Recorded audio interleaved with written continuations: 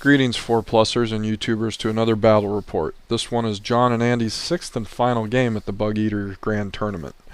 They both have a record of 3-2. I wasn't playing, would have loved to, but they were kind enough to let me snap pictures throughout their game, and I was in their way, so thank you, both of you. I really appreciate it. The mission is from the Bugeater Primer. It's a Dawn of War deployment with 3 objectives equally spaced down the center line of the board.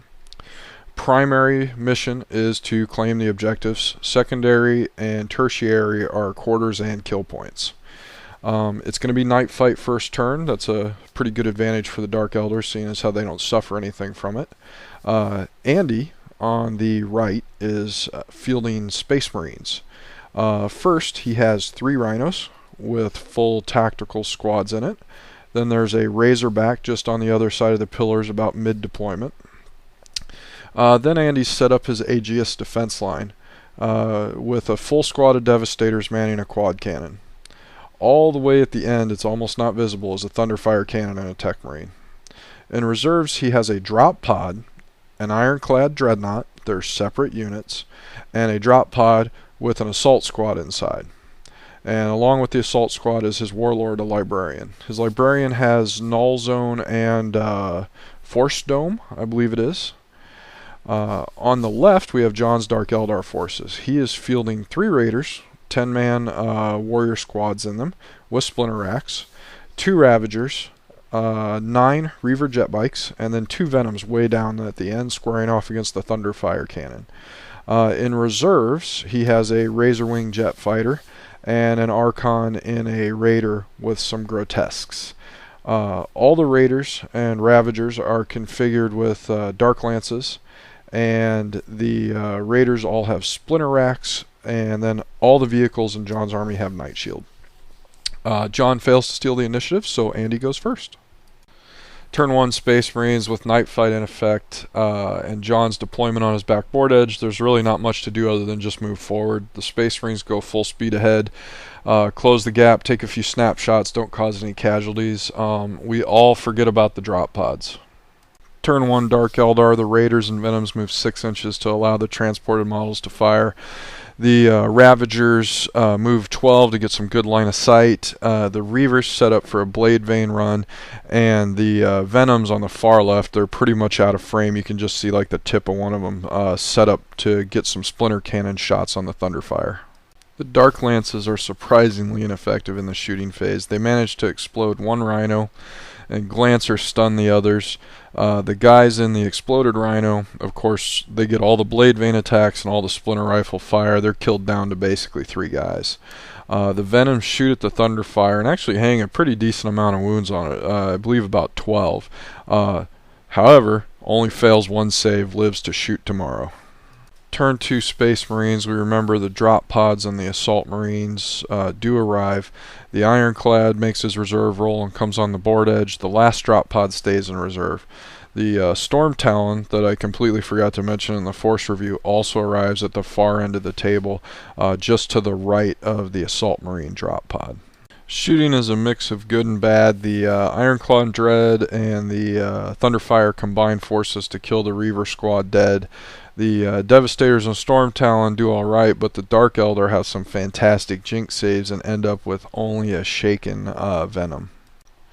The Archon and Razorwing are both going to arrive from reserve this turn. The Archon pops on in the upper left-hand corner there in his Raider and disembarks and prepares to beat up the Thunderfire cannon on turn 3. The Razorwing shows up and whoop, shot down. The quad cannon uses its interceptor and it's gone. The rest of the Dark Eldar vehicles move a few inches to keep their jinx save. The Shaken Venom moves a full 12 to get some shots on the quad cannon. Now it's personal. The Dark Eldar clean up the 3-man squad in the shooting phase. They kill the Rhino of the 10-man squad that disembarked earlier this turn and pick on them a little bit. The Venoms shoot at the Thunderfire and quad cannon but don't do any damage, and the Razorback gets stunned for a second time this game, and the Rhino in the center of the board gets glanced. Both of these vehicles are now down to 1 hull point each. Space Marine turn 3, the center Rhino squad disembarks, moves towards the Raiders. The Ironclad advances towards the Raiders. The Storm Talon cuts across the board and goes after a Ravager. The final drop pod arrives on the left, and the Assault Marines advance towards the Venoms on the right. The shooting phase is really rough for the Space Marines. The Ironclad Hunter Killer missiles only shake the Raider.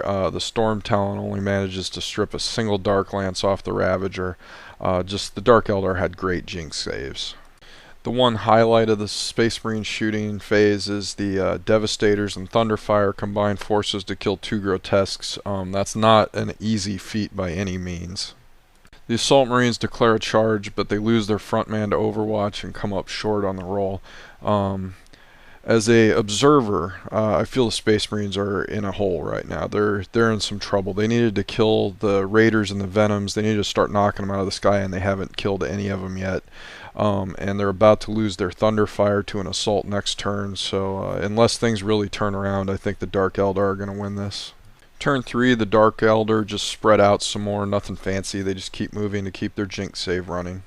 Shooting is absolutely devastating. The entire 10-man squad that disembarked earlier in the turn dies to splinter fire.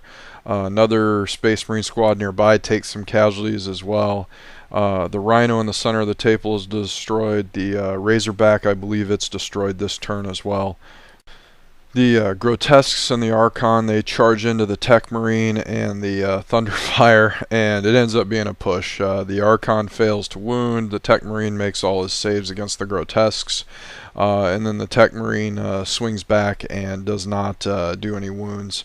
It's absolutely the worst possible result, I think, for the Space Marines, because now the Dark Eldar CC specialists are tied up for a turn and can't be shot at. Turn 4 Space Marines, the Remnant 5 Tactical Marines and the Ironclad advance towards the Raider. The Storm Talon goes into hover mode, and the Assault Marines go ahead and advance towards the one of the Venoms. The shooting phase is actually really good. This is what the Space Marines needed turn 2. It's just a couple turns late. The Devastators kill a Venom. The Storm Talon explodes a Raider. The Assault Squad, checks its charge range and discovers they're 10 inches away from charging the squad that fell out of the Venom that was killed. So they end up running for a line of sight block and make it.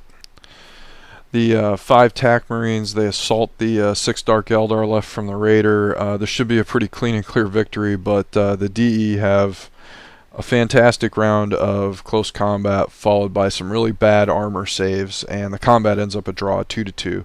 The Archon kills the Tech Marine, and his unit consolidates towards the Devastators. Turn 4 Dark Eldar, they have just enough movement to keep Jink up. Shooting finally kills the quad cannon, not that it really matters at this point. The Ironclad shrugs off everything sent it its way.